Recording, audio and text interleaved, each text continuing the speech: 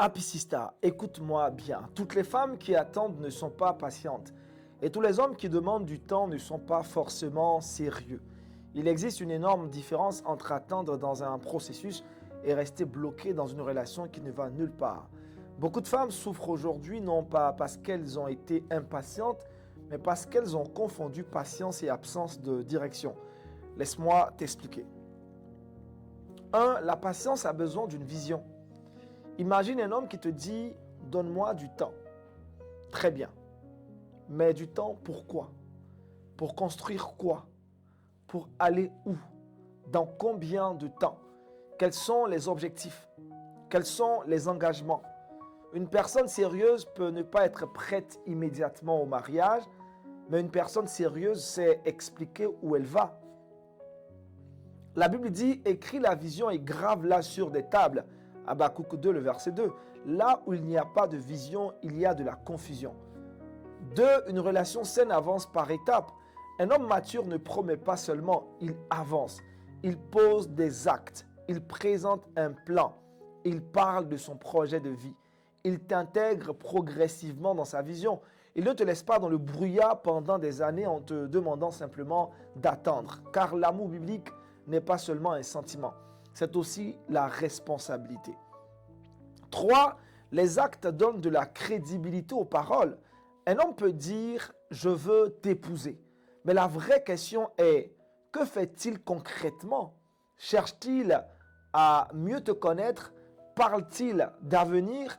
Prépare-t-il sérieusement son projet? Prend-il des initiatives cohérentes avec ses paroles? Parce qu'à long terme, ce sont les actes qui donnent du poids aux promesses. 4. Une femme sage n'attend pas les yeux fermés. Être une femme de foi ne signifie pas être passive. La sagesse biblique demande du discernement. Tu peux soutenir quelqu'un, tu peux croire en quelqu'un, tu peux encourager quelqu'un, mais tu dois aussi observer les fruits. Vous les reconnaîtrez à leurs fruits. Matthieu 7, le verset 16. La patience sans discernement devient parfois de la naïveté. 5. Quand un processus existe, attendre a du sens. Il y a des saisons où construire prend du temps. Études, immigration, projets professionnels, stabilité financière, préparation au mariage. Tout cela peut demander plusieurs mois ou plusieurs années.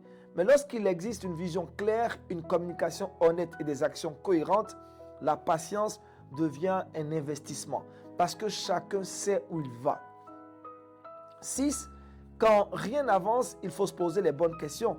Si après des années, aucune direction n'est donnée, aucun engagement n'est envisagé, aucune progression n'est visible, aucune discussion sérieuse n'existe, alors le problème n'est peut-être plus le manque de patience, le problème est peut-être l'absence de projet. Et Dieu ne nous appelle pas à vivre dans la confusion permanente, car Dieu n'est pas un Dieu de désordre, mais de paix. 1 Corinthiens 14, le verset 23. Happy Sista. Ne quitte pas une relation parce qu'elle demande du temps, mais ne reste pas non plus dans une relation qui ne possède ni vision, ni progression, ni responsabilité. La patience biblique marche toujours main dans la main avec la sagesse. Attendre n'est pas un problème, attendre sans direction, sans clarté et sans engagement en est un. Dis-moi en commentaire, quelle est selon toi la différence entre une relation qui avance lentement et une relation qui tourne simplement en rond? Et si ce message peut aider une sœur à discerner sa situation avec sagesse, partage-le autour de toi. Parce que Dieu ne t'appelle pas seulement à aimer, il t'appelle aussi à marcher dans la vérité et la sagesse.